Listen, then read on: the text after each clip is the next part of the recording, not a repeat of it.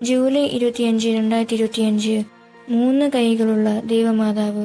ദമാസ്കസ് ഖലീഫമാരുടെ ഭരണത്തിലായിരുന്ന സമയത്ത് ഖലീഫയുടെ പൊതു ആദായ വകുപ്പിലെ ഉന്നത ഉദ്യോഗസ്ഥനായിരുന്നു വേദപാരംഗതനായിരുന്ന വിശുദ്ധ ജോൺ ഡമസീൻ.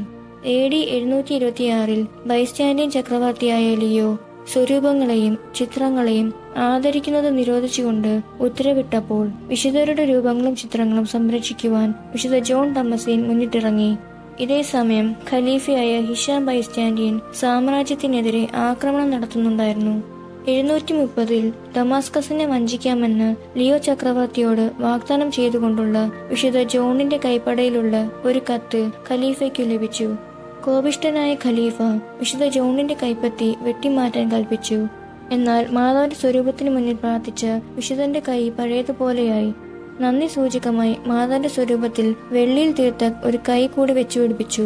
ഈ അത്ഭുതത്തോടെ ബൈസ്റ്റാൻഡിയൻ ഗൂഢാലോചനയുടെ ഫലമാണ് തനിക്ക് ലഭിച്ച കള്ളക്കത്തെന്ന് ഖലീഫ തിരിച്ചറിയുകയും ചെയ്തു.